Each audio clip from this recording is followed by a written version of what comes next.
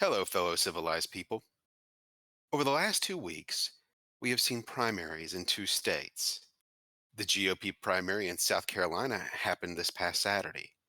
And yesterday, the people of Michigan went to the polls for both the Republican and Democratic presidential primaries. Now, you might be thinking, this is relevant in our world. After all, we are political consultants. Who wins primaries is a big deal, right? But what if I told you it wasn't the important takeaway? What if I told you that something miraculous happened? A primary season miracle, if you will. As we mentioned in a previous episode, there are cold calculations in winning campaigns, and the greatest tools, which people in our field have, are polls. Some are good, some are bad, but for almost the past 10 years, polls have generally failed to miss the mark. Sure, they were within the margin of error, but they were in the fringes of accuracy. But this season, the angels have descended from the heavens. The Almighty has taken mercy upon us because the polls are strangely correct. If you aren't hearing the angelic choir singing, I apologize. It is a truly magical experience, and you will simply have to trust that it has brought a single manly tear to my eye. Today, on the Goss and Rome podcast, we are going to discuss the two recent primary contests, as well as look forward to Super Tuesday, particularly the polls, as we approach Orange Man versus Senile Man 2, because if Hollywood has taught us anything, people just love sequels. So, Colton, how you doing today? I think I'm coming down with something, but could be worse. How about yourself? Not bad. Have you considered walking it off? No. Uh, Unfortunate. Does bourbon help? No. How boring cures then. So, Colton, you and I have spent no amount of time just bitching about how bad polls are in recent years. Yeah. Every Honestly, every election, it has never failed that, you know, there have been some things that are off considerably. So, what do you make about the fact that out of nowhere, the polls have been reasonably correct Um. so far this year? Well, my entire career in politics, they have been not very accurate. So I'm not holding my breath. What about you? Honestly, my I mean, most of your work's been in Nevada, and admittedly, Nevada is notoriously bad with polling. So, I mean, it varies from state to state. But I mean, the last time I think I've seen polling this accurate was when Romney was running against Obama. So that was what, 2012? Yes. So yeah, so that's been like 11 years. It has been 11 years, almost I call 12 years. So yeah, better than 10 years. And I mean, in that race, you still had the polls right. You hadn't really had you hadn't really seen the full extent of the Tea Party movement growing into the current populist movement, which became much more difficult to predict. But I just remember in that race, you would look at the polls and it's like, wow,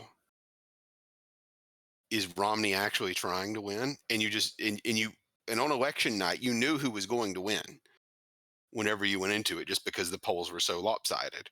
And all of a sudden, things turn out as the polls had indicated, and there you have it. But it's oddly nice to be able to, have something reliable to look at. But seeing as how the polls are accurate, there have been a number of polls that I'm just going to run them by you to get your take. Hmm. So first off, with these polls being fairly reliable, right now it is being reported that Trump has 52% support among independents, and it's important to keep in mind that these numbers I'm going to review include RFK being in the race. So it's Biden, Trump, and RFK. It is not in for anyone who's listening who happens to be a member of the Green Party or the Libertarian Party. It does not include them. Although, if you are a member of the Green Party, congratulations. It looks like you're going to be getting Jill Stein again this year, and candidly, she's one of the better candidates that your party has ever put forward. So, good job.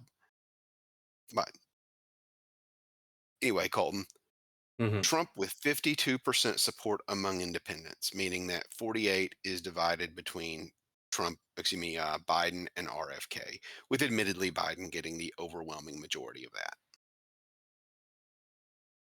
Well, I mean, that's exactly what his campaign wanted, right? To win over those middle class people because he always knew that his very large base would always stay with him, right? Yes, uh, that i- if indeed this is accurate, we'll get to the numbers on the specific other polling shortly. But his base within the GOP plus 52% of independents wins an election. Definitely. The next number is that Biden has 86% support among Democrats. And I want to point out, I didn't write down all of the numbers in my notes for this, but RFK was pooling the majority of that 14%. But I believe Trump had 6% support among Democrats. Again, even flipping 6% is from, your main rival is pretty massive, but you can't really discount RFK's influence there either, because that just lowers the total amount that Biden's going to get, right? It doesn't add it to Trump, it just lowers Biden's total amount. Yeah. Uh, our RFK is proving to be a very interesting figure. He might be the most influential third party candidate since Perot. Once in a generation, then. Yeah. Because a lot of people were thinking that was going to be Gary Johnson back in 2016. Um, I don't have these numbers in front of me, but looking back, I'm almost positive that even if you had taken his votes out of the equation and given them to Hillary, or Jill Stein's and given them to Hillary, rather, because Green Party tends to eat off the Democrats, Libertarians tend to eat off the Republicans. Hmm. But if you gave all of Jill Stein's vote back to Hillary, it still would have been a Trump win electorally. But yeah, I'm really curious to see how RFK campaigns once the election season proper begins. Come August, September. Yeah, definitely. I'm also curious if he'll actually poll high enough to wind up in the debates, but That would I'm be sure they'll interesting. find I'm sure they'll find a way to keep him out of it. Yeah, you can't discount the prime time, Biden v. Trump debate. I doubt that's going to happen. You really? I genuinely doubt it's going to happen. Who do you think's not going to show up, Biden or Trump? Uh, I think in light of all of his public speaking gaffes, if I were advising Biden right now, I would in no way let him go and debate Trump. Yeah, There, yeah. yeah.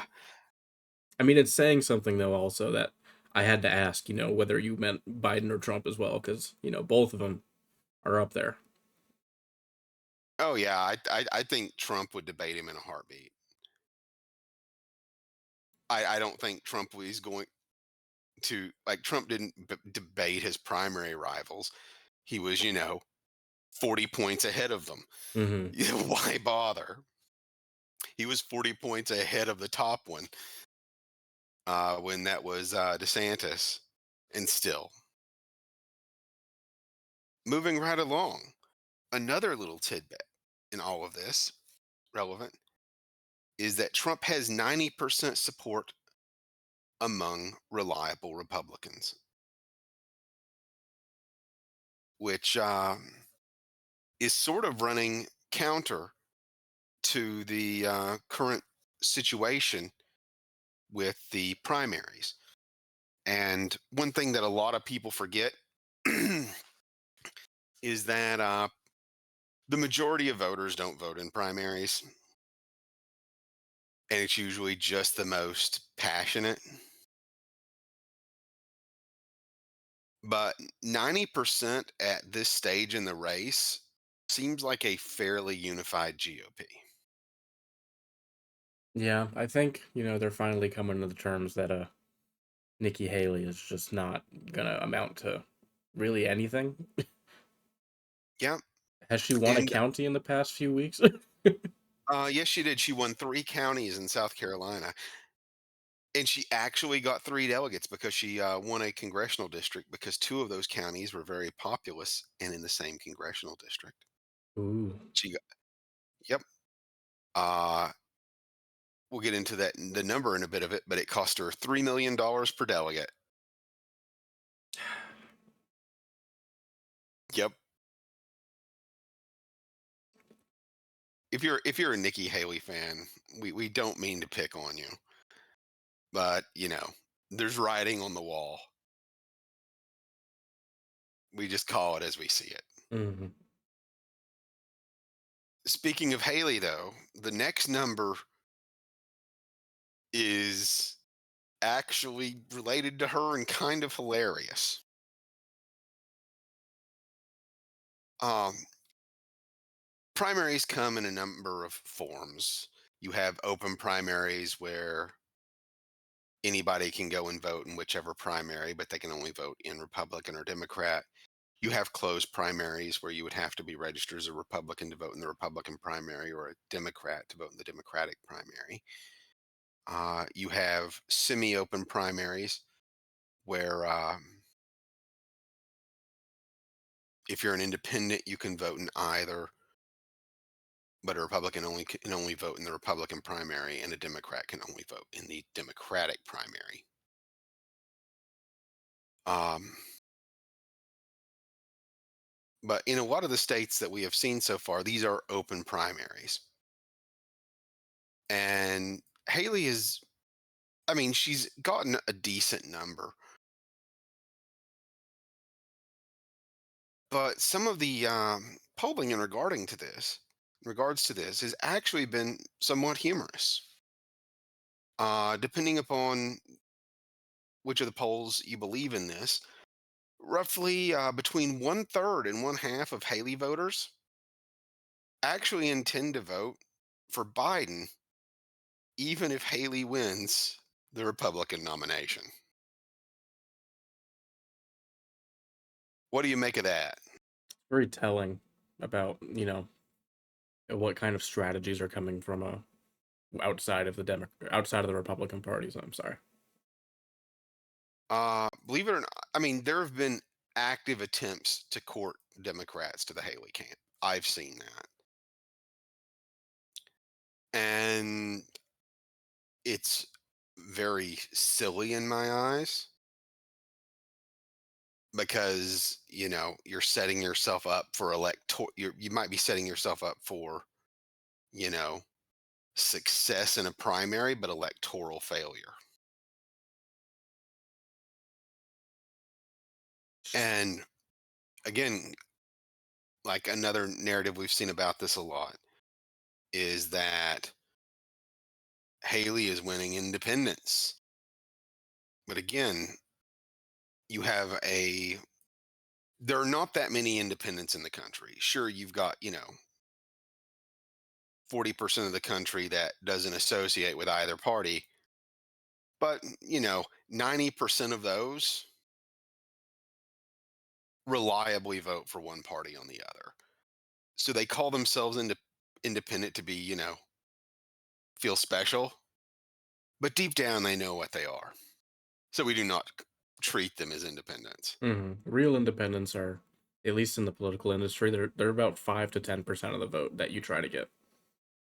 Yeah, like they are basically the part of the vote that wins an election. So, next up regarding these polls, again, we've seen that the polls are right. So, just going on what we have now, Trump is favored to win every swing state except for New Hampshire. That includes Nevada, Arizona, Wisconsin, Michigan, Pennsylvania, and Georgia as well, because right now he's polling outside of the margin of error there. So that doesn't appear to be a swing state this cycle, hmm but I'll throw it in anyway. Trump appears to have a lead in all of them except New Hampshire. So, do you think it's reasonable to say at this point that Trump is the 2024 front runner? Yeah, I would say that's a reasonable thing to say. And the last one of these polls, which is not something I ever thought that I would say, the majority of citizens in the United States favor the construction of Donald Trump's border wall.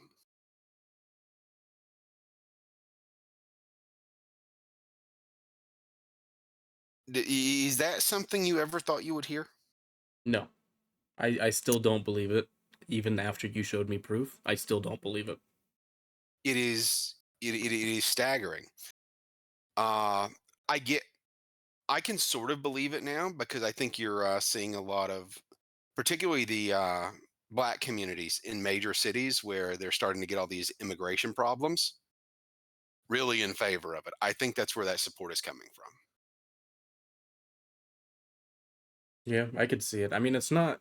I think there's been a huge tonal shift that I don't know if the Republicans have been, doing that tonal shift or if it's just been more cameras on it that are actually showing. But, the immigration problem used to be framed as, Central Americans and like Mexicans or something, right? Yeah, It is not framed in that way anymore. Now it's, I can talk to any random Joe Bob on the street and there's about a 40% chance of them knowing that it's, nationals from over 100 countries that aren't just South Americans. yeah, and the scale of it over the last few years has been fairly staggering. Uh, like the number of people crossing the border in the South is comparable to the population of the state of Virginia.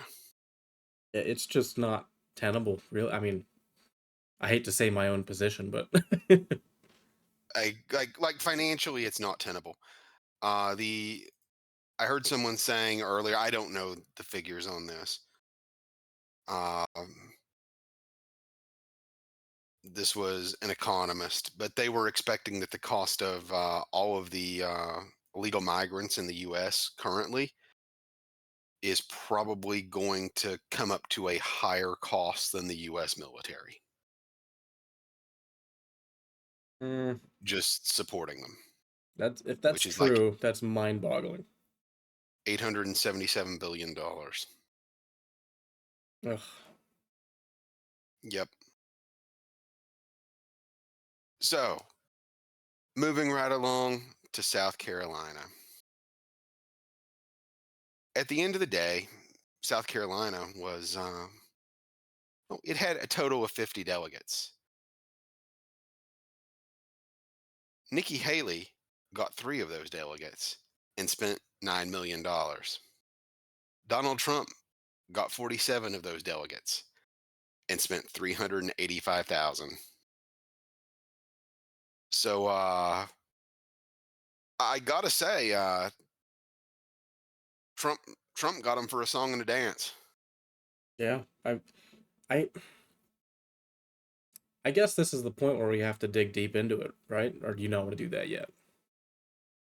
Oh, explain what you're going for.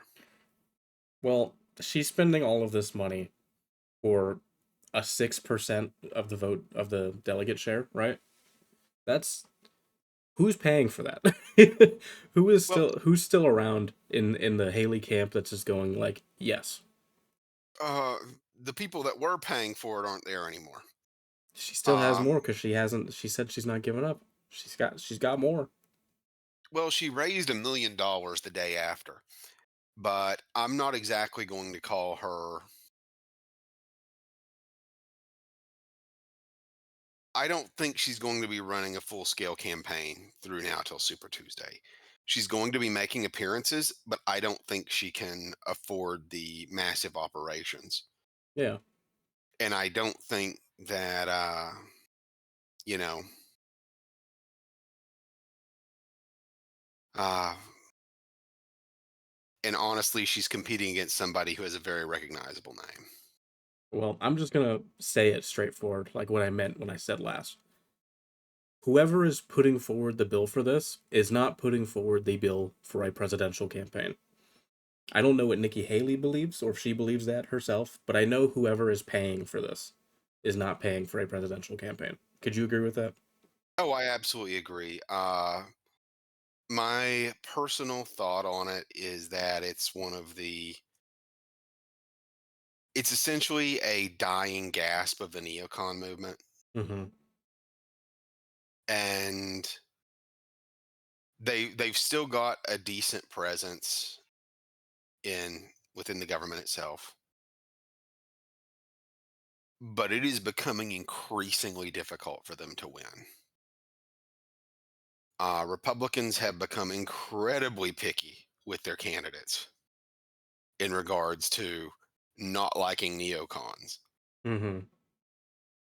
Like I can, unless you are in a district that is overwhelmingly country club Republican, or you have enough money to basically buy all the ad spots to keep a competitor from running, or you can, you have buddies that can semi bankroll enough candidates as well so that no real primary challenger emerges and you just win by name recognition.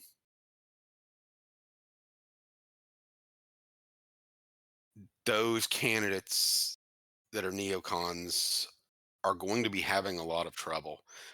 I mean, one thing of note during the Trump's victory speech in South Carolina,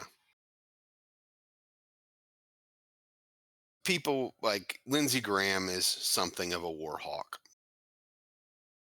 Seem like a fair statement? Yep. Lindsey Graham, when Trump brought him up on stage, Lindsey Graham got booed loudly, like shamelessly. Um, it is safe to say that Lindsey Graham's job is very vulnerable. Um, the populist movement does not like war hawks. They do not like big free trade deals. And that's just the way of it. So Nikki Haley has basically been running her campaign like she's used, Ukraine as a talking point. And that's not something a lot of Republicans get behind. No, the I nat mean, the you know, the party line nowadays for Republicans, I would say, is nationalism, isolationism, and protectionism. tr- I'm not going to say I'd say full isolationism, but definitely, a much more insular and protective domestic policy. Yeah, a friends and family domestic policy rather than a you know world Like, police. for example, I don't think the populist movement would have an issue with a free trade deal with Great Britain. Nope. I don't think they'd have that much of an issue with a free trade deal between the US and Canada. They definitely have a problem with it with Asia. They probably wouldn't have a problem with it with Australia or the Anglosphere, where you have these countries that have such a close relationship and shared history. But by and large, uh, they don't want to be the world's police anymore. Yeah, exactly what I was saying. Like, everyone that is friends and family gets brought onto our phone plan, and everyone else we're not paying for their bills anymore. Yeah, the friends and family plan. But moving back to South Carolina, we had a couple of records broken.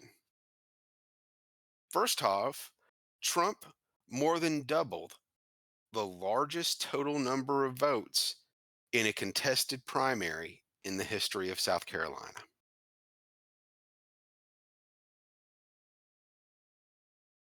So, big number.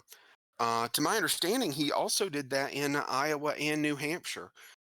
And right now, he seems to be trending toward that in Michigan as the results are still coming in. Let's see. But another record was broken. Marco Rubio is no longer the biggest loser in the GOP. Mm. That's right. In 2016, Rubio's defeat in Florida of 19 points was the largest primary defeat by a serious GOP presidential candidate in their home state in the party's history. Nikki Haley beat that record by losing by 20, a little over 20, actually. Uh, in fact, she lost by 20.3. So we got another record, Colton. Oh boy. It's a Congratulations year to of Miss Nikki records. Haley. Yes. I mean, if you're going to lose, you should at least do it spectacularly. And to be fair, she got damn near 40%. She got 39.5%. But in your home state, in a two-person race where people know you, that's not very good. No, that's a rebuke if I ever saw one. It is. Now, just as a general rundown, we'll round round things. But Trump got 60%, Haley got 40% more or less. Um, but just in some of these other numbers of the people that made up the difference between them, the two highest performers, the candidates that had dropped out but still got a solid number, were Ron DeSantis followed by Vivek Ramaswamy, which in those cases, people that voted for those two candidates are generally going to be inclined to vote for Trump in the general. Or, I don't know, my logic would indicate that that would be the case, I agree with you there. especially Vivek. Yeah, yeah. Uh, Especially considering, according to the water cooler talk, he's very much on the radar as a VP. I personally, I don't think it'll happen, but he seems very well liked. But strangely enough, Chris Christie actually got 1/10 of 1% of the vote. Good for old Saint Chris. Yep. You know, what Haley wouldn't have done for that extra 1/10 of a percent.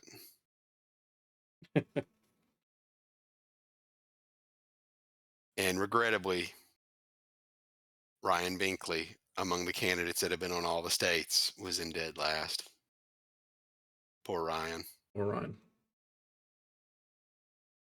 He'll probably be the last man standing against Trump. To be fair, was he ever standing against Trump? Well, not effectively, but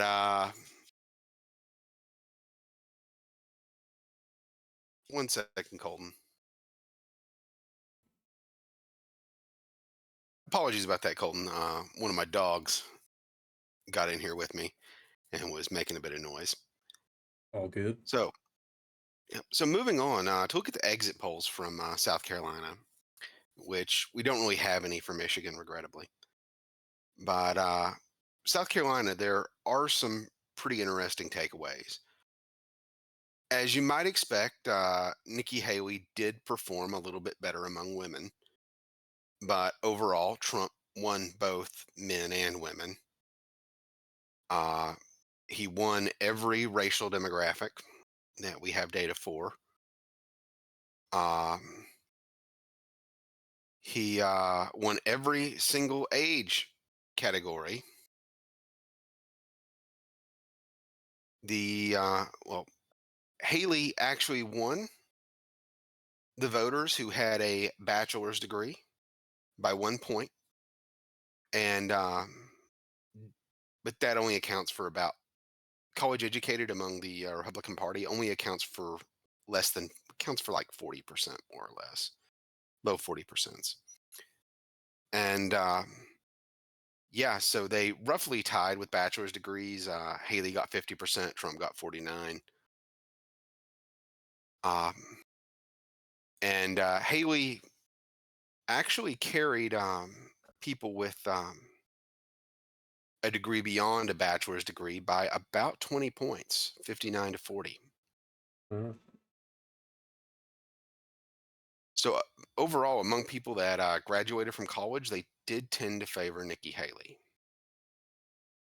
Whereas, no college degree, Trump was the overwhelming winner. Uh,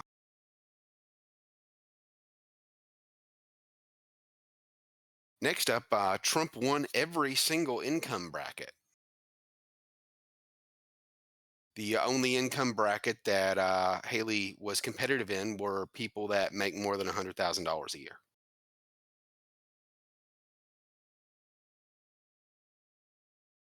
However, one of Haley's biggest wins in all of this was among people who had never voted in a Republican presidential primary before. Which, going over that number we discussed previously, kind of makes sense. Mhm. Why they would not have voted in a Republican presidential primary before. But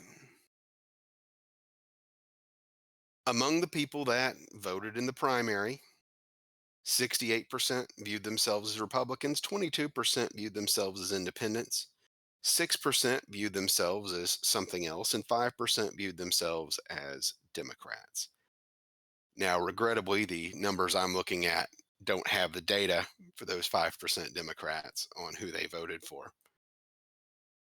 But that being said, uh, post election polling data, well, post election polling has indicated that of the people that voted for Haley, I believe these polls were specifically for New Hampshire, but roughly 1 in 3 to one half intended to vote for Biden anyway in the November general. But surprisingly, people that identified as something else, Trump performed better among them than among Republicans. And Haley pretty handily carried the 22% of independents. Hmm. Next up, among go figure, Colton, that most people that vote in a Republican primary consider themselves to be conservative. Right. Actually, about 77% of them, It's lower than I thought. and and Trump very handily won somewhat conservative and very conservative, whereas Haley more than doubled Trump among the moderate vote, which is fairly negligible. And there was not enough info on the liberals that voted. Hmm. Um,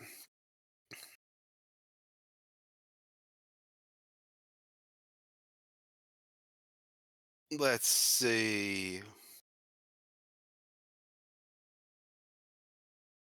One thing that is kind of an interesting takeaway from this is that looking back at 2016, Trump had a lot of difficulty with evangelicals. Hmm. Like they were his weakest bloc. And he carried 71% of evangelicals in South Carolina. He has apparently built a lot of inroads.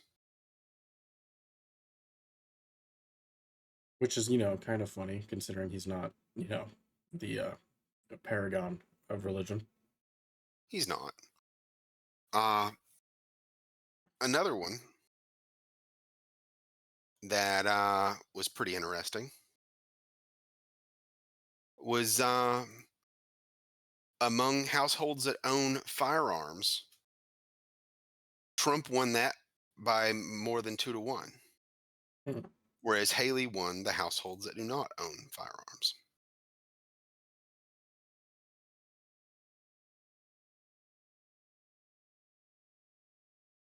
Another number that is a bit odd, and I'm not particularly sure of the reason, is that you had a relatively low representation of people who were veterans. Only 17% of the people that turned out for the South Carolina primary were actually veterans. And usually they tend to represent a higher number.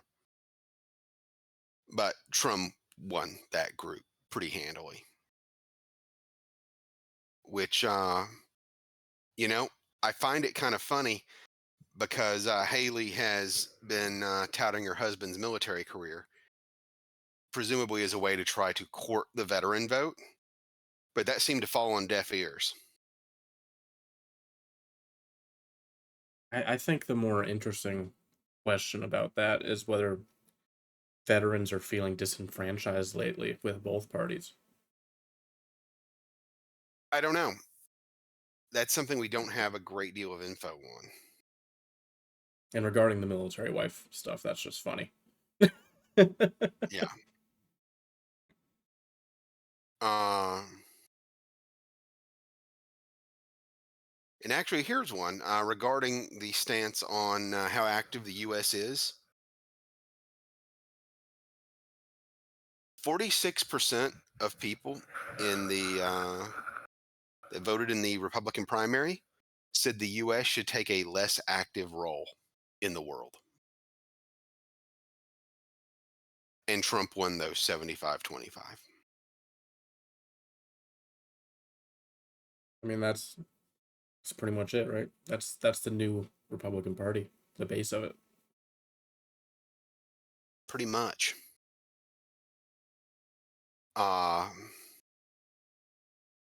of interest, the two biggest topics, which were of major interest to voters, were immigration, followed by the economy. And Trump overwhelmingly won both of those, especially immigration, which was the largest interest, and Trump beat her 4-1 among people who viewed immigration as the big issue. Haley actually won among people for who had foreign policy and abortion as their biggest issues. I mean, that's not surprising. It's not.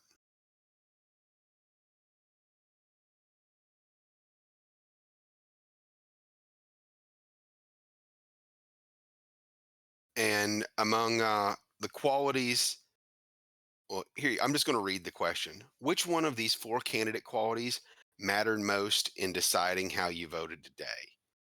Shared values, temperament, fights for people like me, and can defeat Joe Biden. 32% said that they voted for somebody that shares their values, and Trump got 63% of those. Hmm. Has the right temperament, Nikki Haley got 96% of those. That was actually her single biggest win in all, not exactly her single, yeah, it was basically her single biggest win in all of this. And what was the total percentage of people that was their biggest issue? 17. Oh,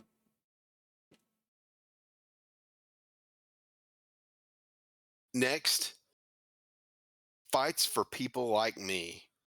Trump got 90% of that. That was the single biggest issue for candidate quality.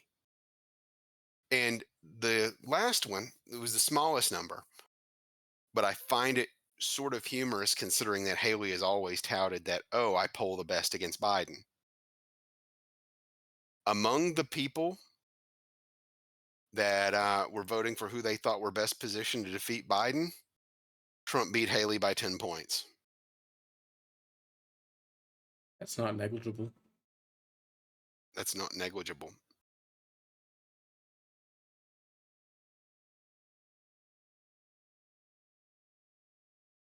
Next up, 70%, 30, excuse me, 32% of people that showed up to vote said that undocumented immigrants in the U.S. should be given a chance to apply for legal status. Haley overwhelmingly won those. 65% said deported to the country they came from, and 74% of those voted for Trump. Surprised that's not higher. Yeah.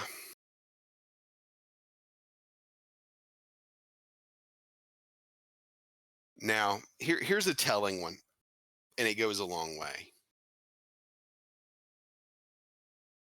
Was your vote mainly for your candidate? Um, 80% of respondents said that they were voting for their candidate. 70% of those were Trump's. Among the 20% that said they were voting against the opponent as opposed to for their candidate, 81% of those voted for Haley.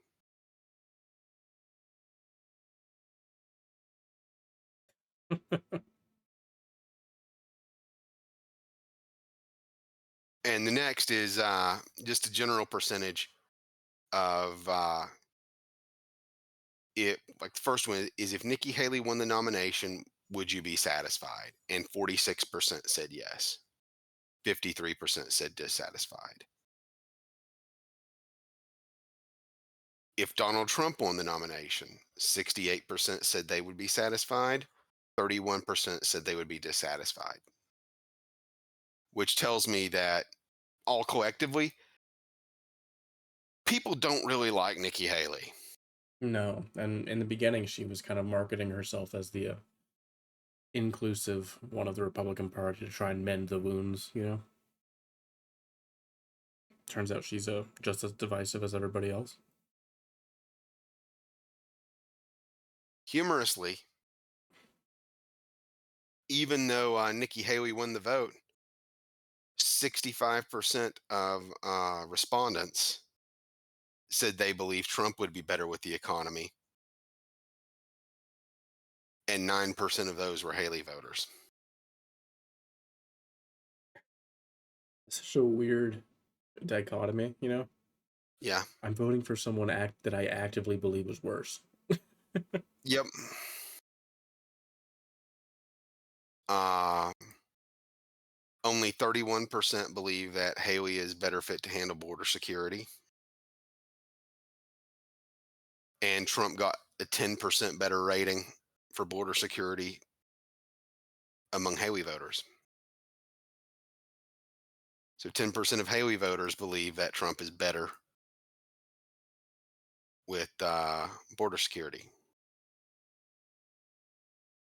Do you think that 9% and that 10% are the same people that are just? Uh, What do you think they are?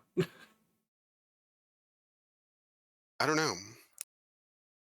I believe they're people that will, you know, how you have your primary and it's divisive, but then people come around.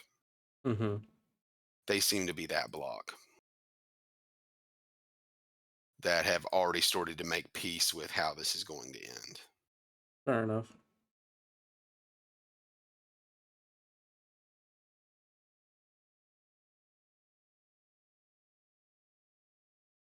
Uh, Now, here was an odd one. Which candidate has the physical and mental health needed to serve effectively as president? And keep in mind, this is something that Nikki Haley has been hammering. Hmm. 29% said only Nikki Haley,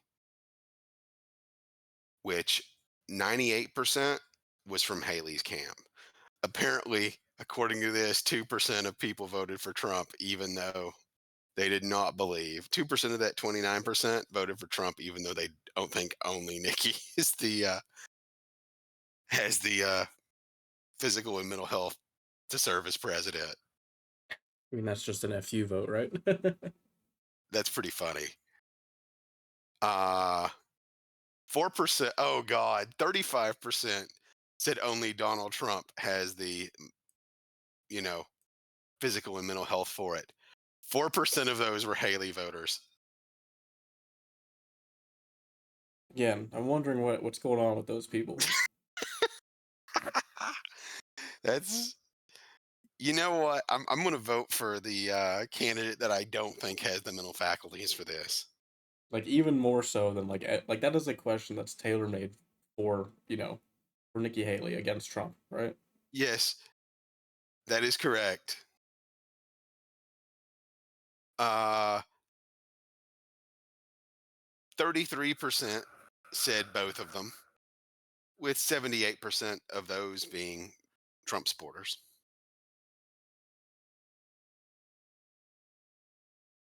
Humorously, 2% of the people that voted said neither of them have the physical or mental health needed to serve effectively as president. Who are these people?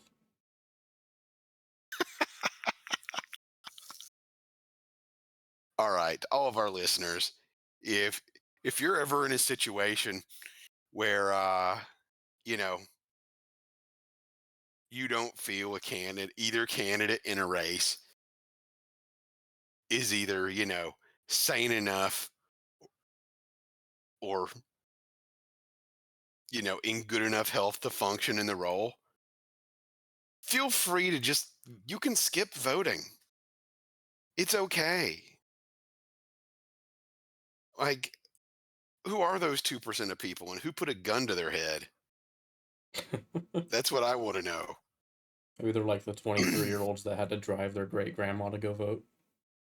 Yeah.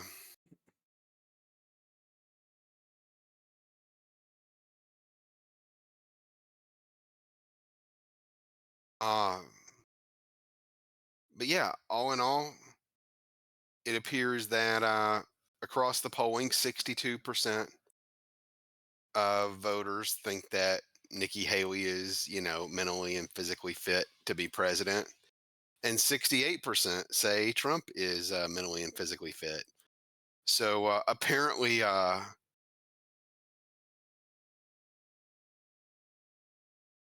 you know, Nikki's voters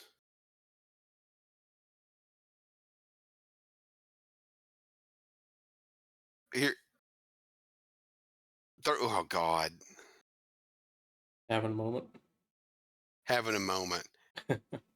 Basically, all of the people that said Trump was not fit voted for Haley. But of the people that said Haley was not fit, 7% of them voted for Haley. Again, who are these people? Seriously, have we come so far that it's like, I am going to go, I am going to take my time to go and vote for somebody who I think is a lunatic. Is that the world we've come to now, Colton? Maybe those are just the people, like I said, that drove their great grandma, but they're actually the liberals, Those are the same people, maybe. Their grandma would yell at them if they didn't vote. Yeah, of interest amongst all people polled. 59% believed that Haley could beat Biden in November. 81% believed that Trump could beat Biden in November.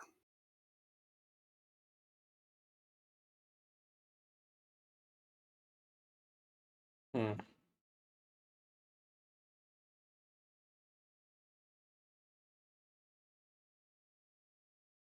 Pretty That's staggering. yeah, that's it's quite a difference.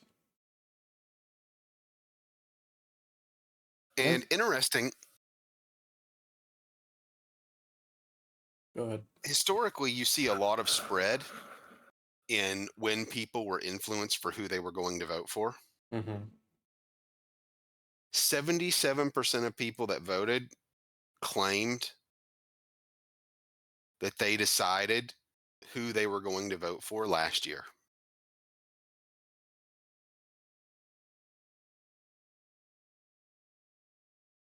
Hmm.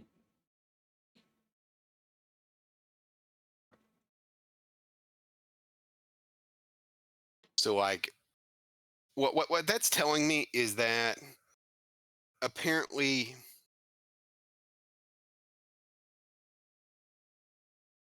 I mean, that's the Trump base, right? That's just those people already knew Trump was going to run. They're going to vote Trump, yeah, right? yeah, and I'm going to hazard a guess that a lot of that's bullshit because we had seen some previous polls that had DeSantis and Ramaswamy and all of them in South Carolina.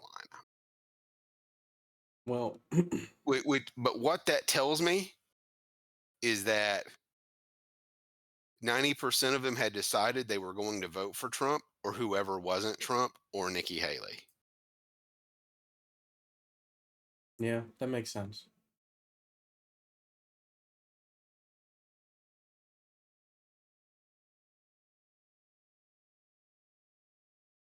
Yeah, Haley did win the urban population, go figure.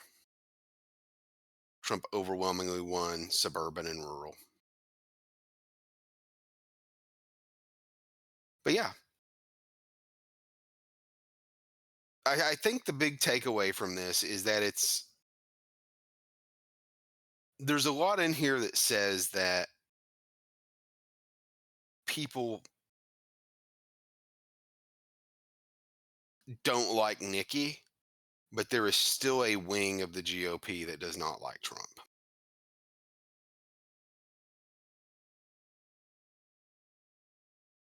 And I think as we look at the Michigan numbers, we're going to see that that has shrunk somewhat.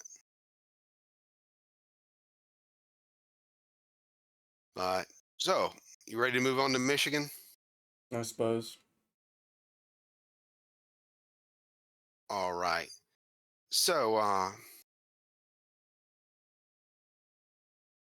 Michigan poll numbers are still coming in.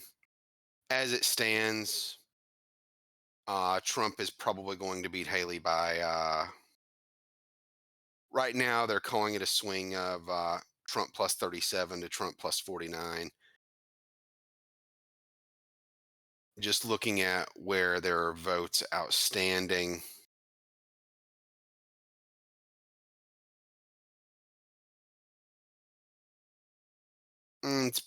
He's probably not going to hit 70, which would be the record.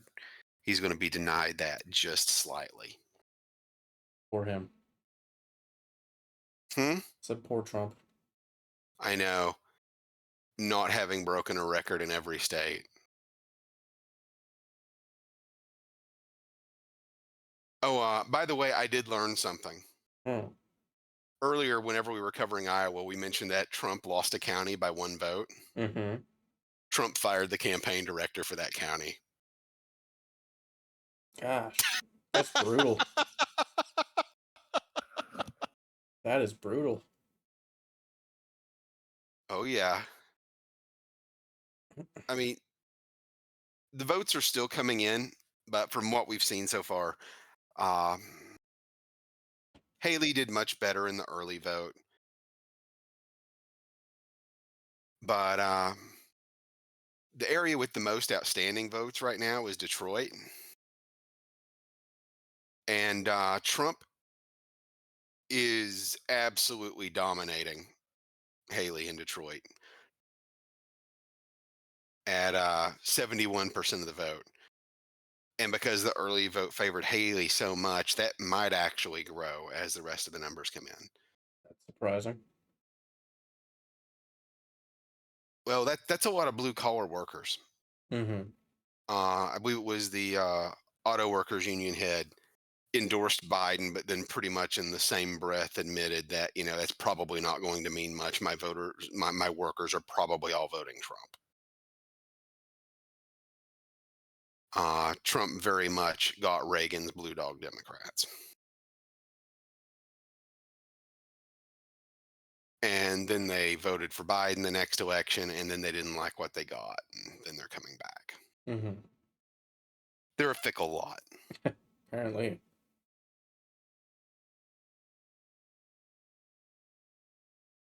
But they're going into it. It sort of looks like a lot of the Never Trump movement that you saw in 2016 has sort of dwindled. Looking around Detroit, you have a couple of more wealthy suburban areas. You have Ann Arbor, and north of Wayne County, you have Oakland County. These are counties where Trump tended to struggle a bit in 2016. Mm-hmm. He carried Oakland almost 2-1 over Haley, and he's winning uh, the Ann Arbor area. Not with a huge number. It's 50. He has 50%. Haley has 45. But he's winning in these areas where he was not popular before. These were areas where Kasich was much more competitive. Uh, Been a long time since you heard that name, I assume. yeah, it has. Uh Also Grand Rapids. Grand Rapids is an area that's the area around Grand Rapids is very ancestrally Republican. People who like I'll throw my family for example. My grandparents were Democrats. Why? Because their parents were Democrats. Why? Because their parents were Democrats. And these are people that tend to be very moderate within the party. And so they don't tend to like Trump as much. But even in Grand Rapids, Trump's beating Haley by better than 20 points.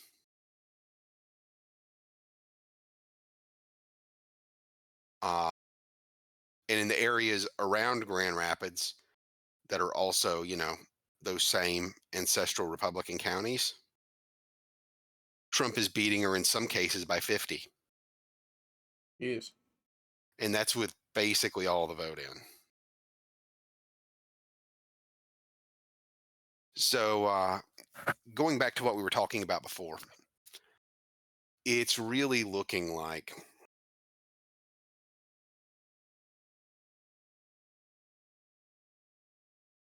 a lot of Republicans who were initially opposed to Trump, while they may still not be happy with him, have made peace with him. Yeah, definitely. So, yeah, I'm curious how that will continue to play out as we go into other states. I don't think it's going to matter terribly long, as I can't remember who said it, but their statement was that the Koch brothers had hoped to use Nikki Haley as a speed bump in the path to Trump's nomination, Mm-hmm. but she was more like a mosquito on a windshield. Yeah, it's like she keeps sticking around like one too. She does. I don't get it. Um, and going into why. I mean, there's been speculation that she might run as a candidate for the No Labels Party. There's a problem with that. Most states have sore loser laws where if you compete in a primary with a party, you can't run as a third party just to spoil it. Hmm. So if she was carrying the banner of the No Labels Party, all of a sudden, well, the No Labels Party can't appear on the ballot.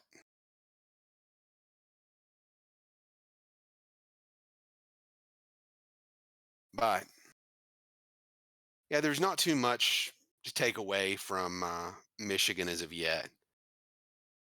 But let me see.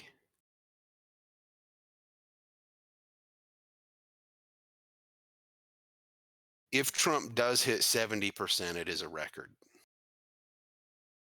And honestly, given what I'm seeing of Wayne, I'm going to say it's entirely possible that Wayne County, which has Detroit, I'm going to say that by the time this video goes out, he may very well have hit that 70%. Hmm.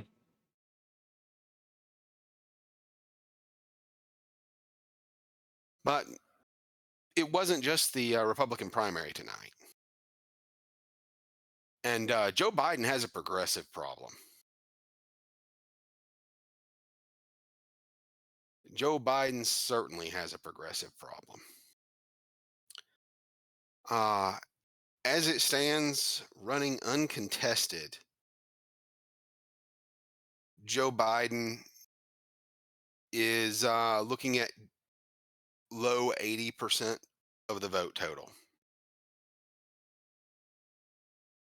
And the reason behind this is actually kind of interesting.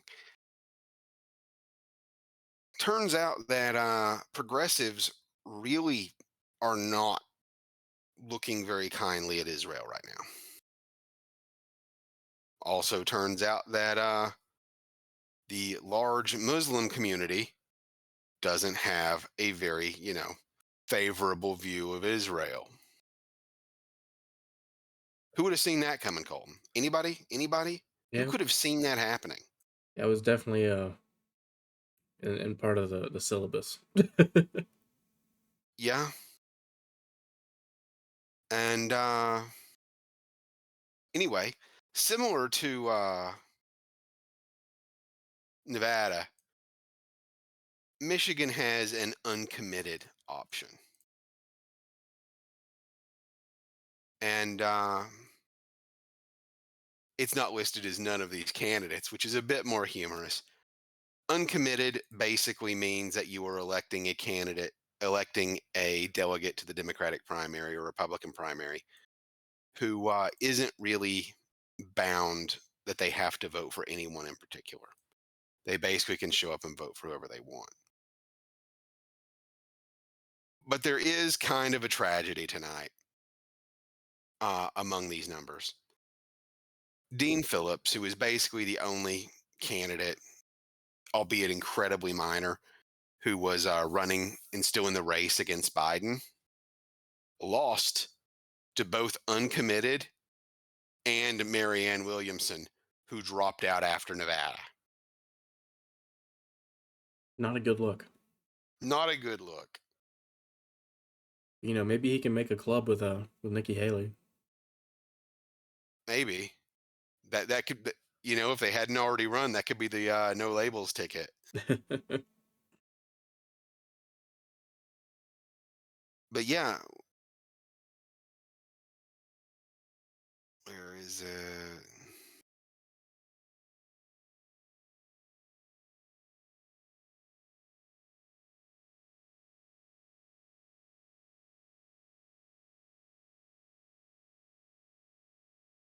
Yeah, looking just at random counties, the uncommitted option was reliably getting like 10 to 14%. So, considering how hard it is to get the youth vote to actually give enough of a damn to turn up, Hmm. I think that could be a problem. Definitely. I mean, you know, their hope is that, come the general, they'll fall in line, right? Well, yes. The problem with the youth vote, and this goes for every party. Uh, what was it? I remember reading around in polling. I believe it was 2012.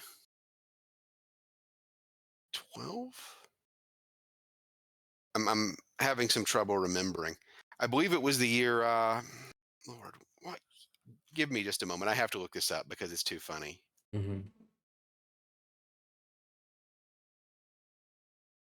So to carry the torch for a moment, I remember when I was working some campaigns in the field in like 2018, 2020-ish, not really 2020, but like from what people have told me, that a lot of the get out to vote effort for young people was, going to colleges and basically just being like, you don't want Donald Trump, right? And in 2018, Donald Trump wasn't even running, but that was still, enough to There get some was. people to show up.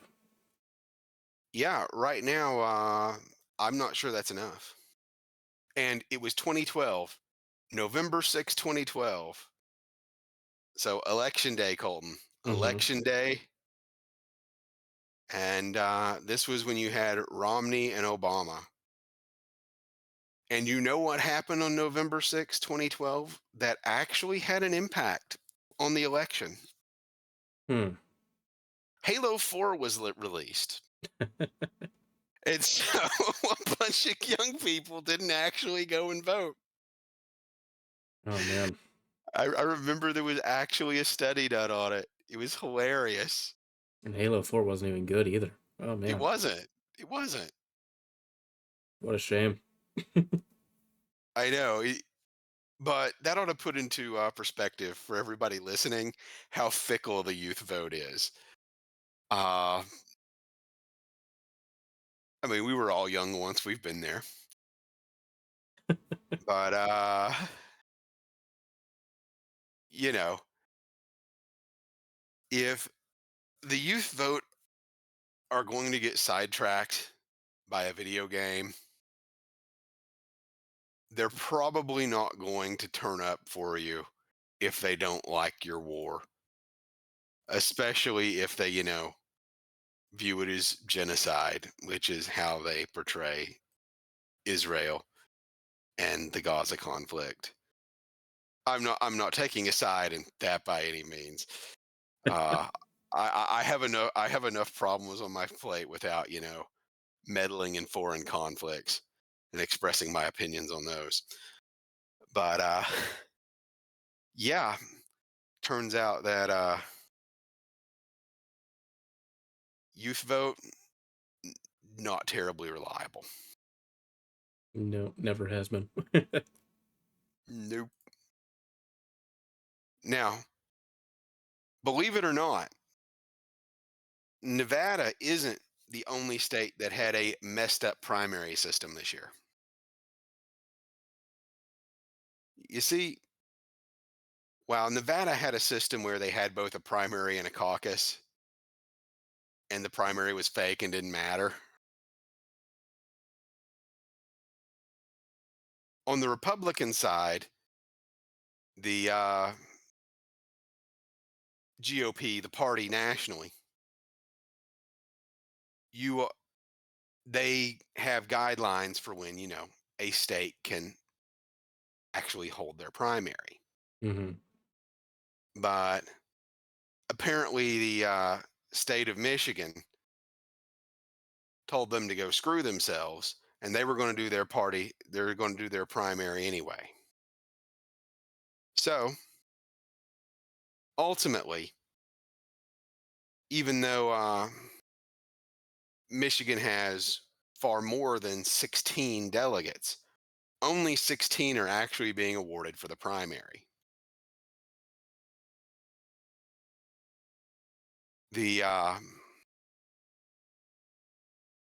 With those being awarded based upon percentage. And let me see if they've gotten any predictions yet. Yeah, nobody. I'm not seeing a call on how many delegates either will get.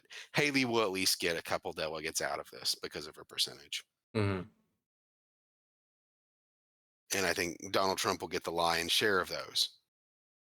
But because they can't give out all of the delegates because of the primary, instead, what's going to happen is that they are going to have congressional district conventions to award the remaining delegates.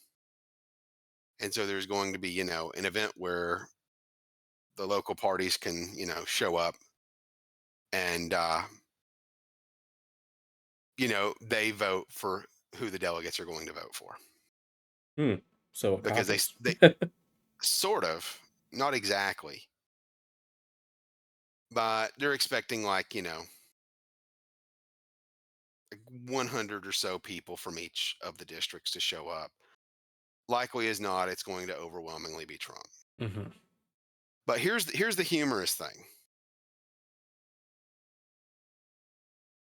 If you want to talk about a dysfunctional Republican Party that is only just barely scraped by, we've got to look at Michigan. Uh, they had their previous leader of the Michigan Republican Party apparently bragged about raising something like $100 over a month. Ooh, Suffice to say that they were ousted, that's good. and a new state party chair was established. Hmm. The former state party chair has indicated, no, I am still the legitimate chair and you can go screw yourself. So there's actually going to be two conventions and only one of them counts. What in the Yes. dysfunction? Yeah. It's pretty special. So which one counts? Is it the one with the new guy? The one with the new guy. That's the one that's recognized by the RNC. But you can't make this shit up, Colton. What the hell? I know we've said this before, but there is a reason why, we don't work with parties typically. Uh there generally, if you are going to be with a party, if you are wanting a career where you can fail upwards, go work for a political party here in the United States. I guarantee it will go well. Speaking of political parties, we only have a few more topics to cover, but Ronna McDaniel, in the current head of the Republican Party, current chairman or chairwoman of the National Republican Party, will be stepping down next week. And she is going to be replaced by two co chairs. One of them is the current head of the North Carolina Republican Party, who, credit where it's due, took, in the same way that DeSantis can be credited for turning Florida from a purple state into a red state. Um, this guy can pretty much claim to have, with a Democratic governor, secured a Republican supermajority in both the House, in the state House and state Senate, including getting a number of Democrats to switch parties, which is pretty impressive. Definitely. That doesn't really happen much. You've seen it a bit, but you've probably seen it more in recent years nationwide. Like you had the governor of, like the most high profile one was probably the governor of West Virginia switching from Democrat to Republican. But he's going to be the chair, and the co chair is going to be Laura Trump, Trump's daughter in law. So, what do you make of that? Just some more weird, good old fashioned Trump nepotism. Yeah, uh, part of me understands it, a part of me views it as nepotism. I'm kind of the same way. I get what you're saying there. Suffice to say, the RNC has made a lot of stupid decisions. And honestly,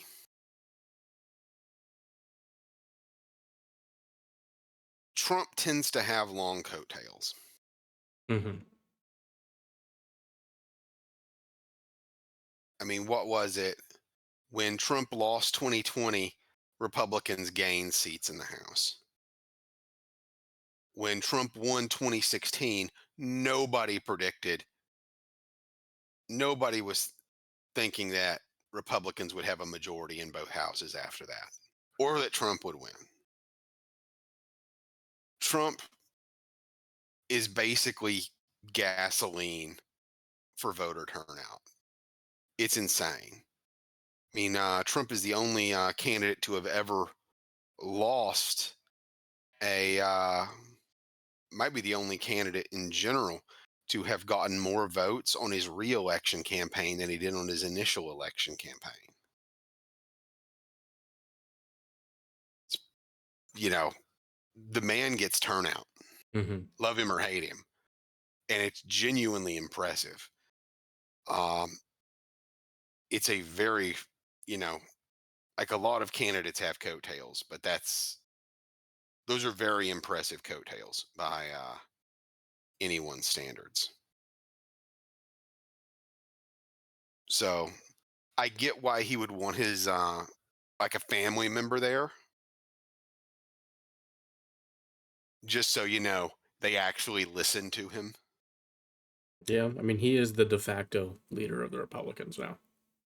He is, uh, by and large, gone are the days of your George Bushes, your Mitt Romneys, and your John McCains. The Where is it? I I'm really curious to see how it pans out because you've always had factions within the Republican Party. And within the Democrats, you've basically got, you've got your liberal Democrats and you've got your progressive Democrats. That fighting has always been a little more intensive among Republicans because, progressives will look at the liberals and say, I like it, but it doesn't go far enough. Whereas, a libertarian and an evangelical conservative are going to butt heads frequently. They just outright disagree on things. Hmm. But if, at this point, it's safe to say that the ascending faction of the GOP are populists.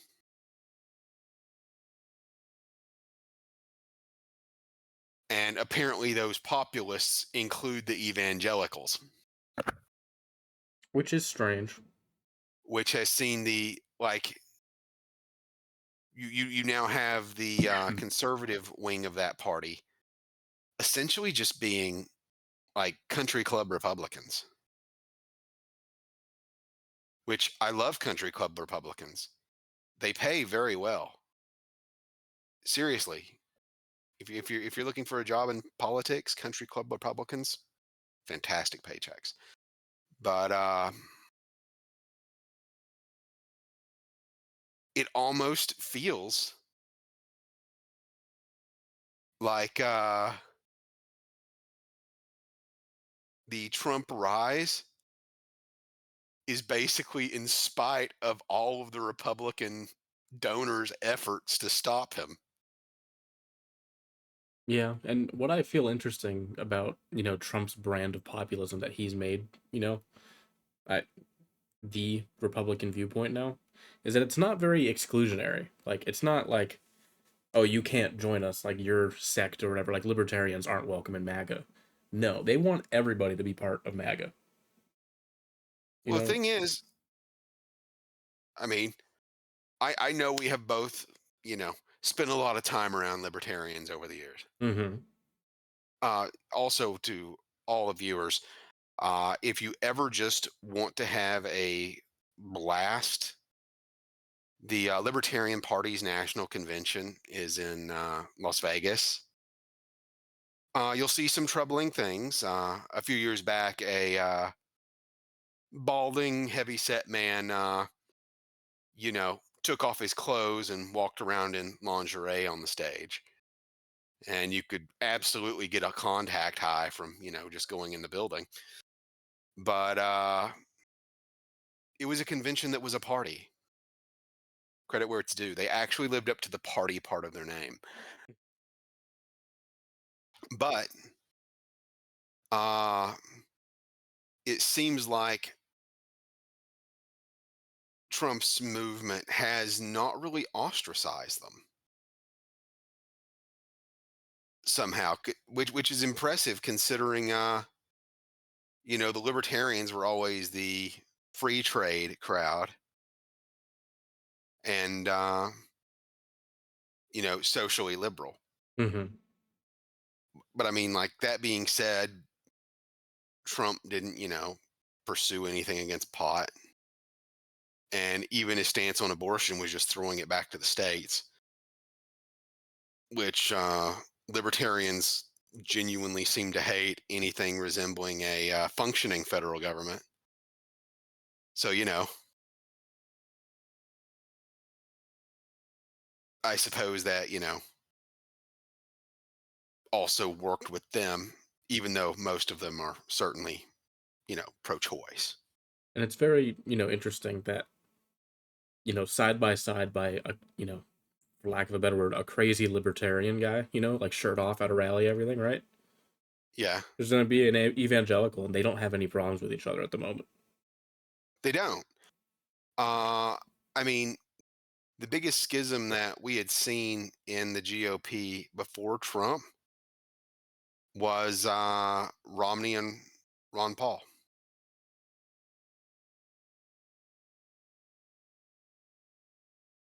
And I mean, you could make the case that it was, the evangelical conservatives and Mitt Romney, because again, not saying this to be mean, but technically, Mormonism is a heresy, not being, Trinitarian, being a non-Trinitarian faith.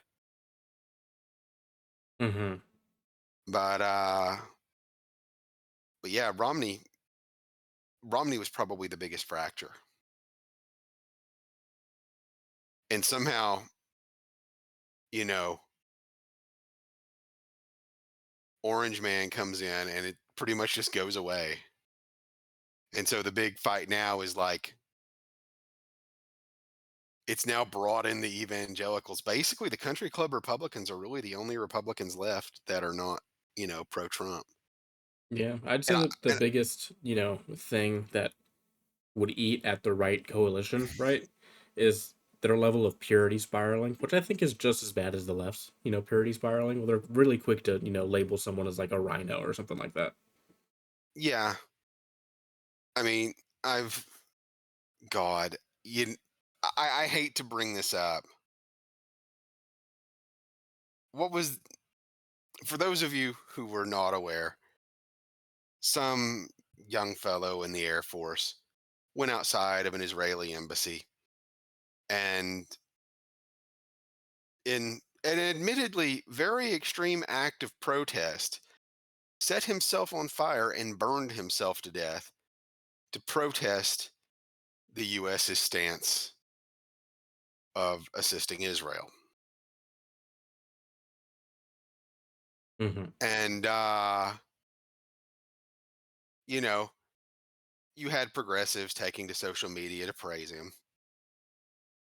Which is already kind of mind-boggling, but It's kind of mind boggling. Yeah, set yourself on fire, buddy. pro-suicide, by the way.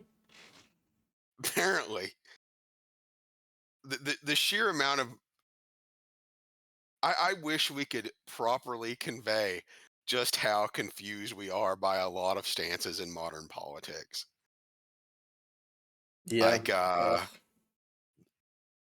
like, but honestly, like, people were praising him, and then people were bickering about how they were like, you shouldn't praise him this way because not inclusive, or this is how you praise, African Americans who were wrongfully killed by cops. And it's like, okay, so a guy can literally burn himself alive for your ideology While chanting your and, slogans. while chanting your slogans, and you're going to bitch about how people praise them? And it's like Like, it's I am one just thing to like dumbfounded. have him in the club, right? I guess, you know? But it's like posthumously, like he's dead. you know? Yeah. You It's know, like, you know, like, oh my God, somebody just died for a cause that, you believe in. And this, I'm just dumbfounded. I am utterly dumbfounded. I wish I could understand it, but I don't. yeah, it's I I almost have no words besides just confused. Yeah. It's how do you Ah, it it's so weird because they're like ready to martyr him, but not martyr him too much. yes. It's rest in peace You, that guy. Like what the hell? it's I mind-boggling. That's the state of modern, modern young politics, right? yeah. The, like, I think it's safe to say there is a reason why the progressive movement isn't taken terribly seriously. No, it's just I mean, this literally And this is so visible and shocking, right? oh, I mean, it's certainly shocking. I watched the video of it, and it's like, wow, this dude is on fire. Like, I didn't fully comprehend it at first, and then he's literally burning to death, and it's like, oh my God, what the hell? And And he streamed it on Twitch. he streamed it while chanting like "Free Palestine." Oh my God, I what more do they want from him? Jesus Christ! Oh man, the world's gone mad, Colton. Oh, a little bit. I mean, I'm definitely in favor of the usage of the term "clown world." What the hell is going on? I don't know, Hong Kong. All right. Well, honestly, I believe that about covers the topics we wanted to discuss this week.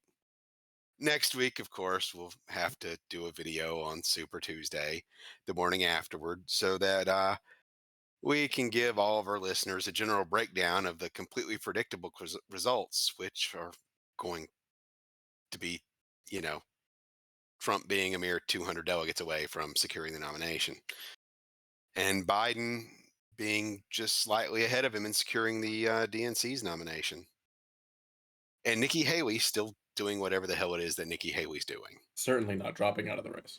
Oh, actually, that's a good question. One final thing for you. Do you think Nikki Haley will drop out after Super Tuesday? No, I I already alluded to that earlier, and you changed the subject. No, No, she's I, not I, going to I presidential. she's not. I think she'll keep running until the money runs out. But anyway, to all you poor bastards still listening, thank you for doing so. We sincerely appreciate it. And please do, if you enjoy us rambling like we do, please share our videos with your friends, family, or individuals who you just want to torture by listening to the ramblings of, two old men. And we look forward to entertaining you next week. Everybody take care. Have a good one, folks.